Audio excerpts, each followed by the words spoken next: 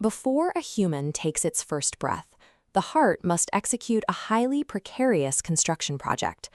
Over just a few weeks of embryogenesis, a simple tube must fold onto itself, loop into the correct position, build interior walls, and align precise one-way valves. This exact sequence is directed by specific genetic project managers, such as NKX25 and GATA4.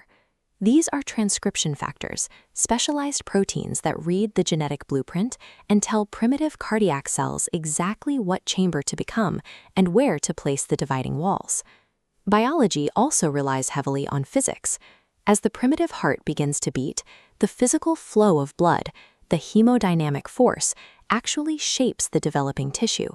The interior walls and vessels physically mold themselves around the currents rushing through them. If a chromosome is missing, an inherited gene is altered, or natural environments disrupt this timeline, the heart's construction goes off script. The resulting structural flaws are what we classify as congenital heart disease, or CHD. A single corrupted genetic instruction can cascade into dozens of distinct, life-threatening plumbing errors throughout the cardiovascular system. While the variations are complex, they all map back to 4 specific architectural failures: holes, blocks, mixing, and misrouting. To understand how these conditions threaten an infant's survival, we have to look past the external symptoms, audit each of these 4 structural failures directly, and observe how they alter the physical rules of blood flow. We start with holes, technically known as septal defects. These occur when the interior walls fail to fully seal during embryogenesis, leaving open gaps like an atrial septal defect or a ventricular septal defect. The left heart operates at high pressure. If a hole exists, oxygenated blood is forced backward into the right side. This left-to-right shunt forces the right ventricle and pulmonary artery to handle double their volume, physically stretching them over time. A similar problem occurs with a patent ductus arteriosus, or PDA. This is a temporary fetal blood vessel connecting the aorta to the pulmonary artery that should seal shut after birth. When it stays open, high-pressure systemic blood continuously floods back into the lungs. Over months and years, these holes slowly drown the pulmonary system in excess blood volume. As a result, infants struggle to feed and grow, and the constant high-pressure flow scars the delicate pulmonary blood vessels, leading to irreversible lung damage. The second major category is known as misrouting. Here, the major outflow tracts of the heart align incorrectly during fetal development, sending blood into the wrong circulatory loops. Tetralogy of Fallot is a classic misrouting error. Notice the narrowed right ventricular outflow tract and how the aorta sits directly above the ventricular hole.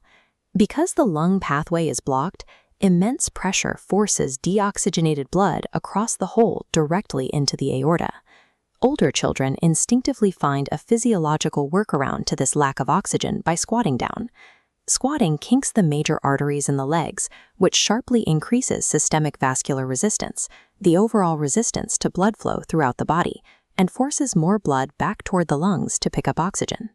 By violently starving the systemic circulation of oxygenated blood, misrouting defects trigger sudden, life-threatening drops in blood oxygen, known as TET spells.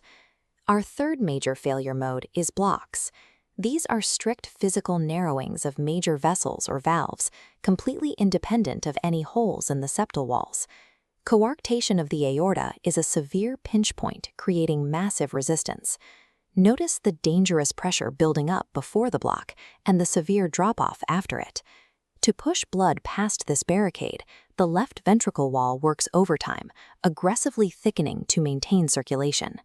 Clinically, this creates a stark divide in the patient's body.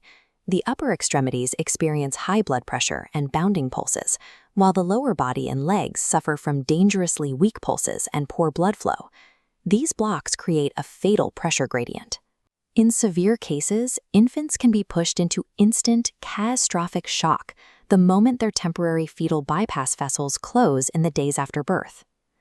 The final, most severe architectural failures are categorized as mixing. In these cases, the systemic and pulmonary loops are entirely rerouted, destroying the normal continuous cycle of blood flow. This section of the chart highlights transposition of the great arteries, or TGA. The aorta and the pulmonary artery have swapped places, creating two parallel, disconnected loops. Oxygenated blood endlessly cycles back to the lungs, while deoxygenated blood endlessly cycles back to the body. Another severe mixing defect is hypoplastic left heart syndrome, or HLHS.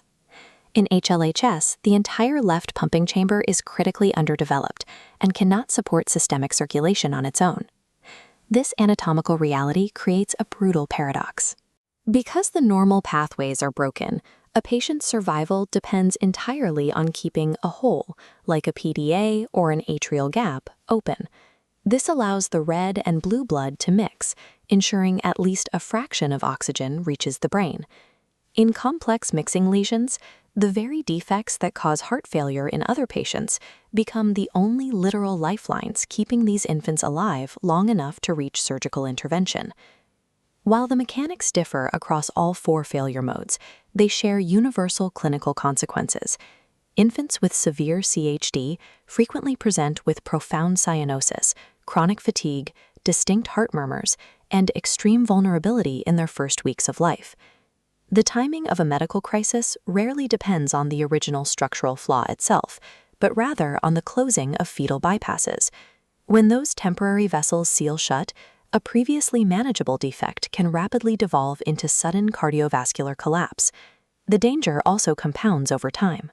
Because physical flow dictates biological form, a heart continuously pumping against abnormal pressures or volumes will physically remodel itself, stretching and thickening into an increasingly compromised state. The fetal heart's normal development relies on a delicate, perfectly timed sequence of events. When that sequence fails, identifying the exact failure mode, a hole, a block, a mix, or a misroute, is the vital first step for surgeons to re-engineer the system and save a life.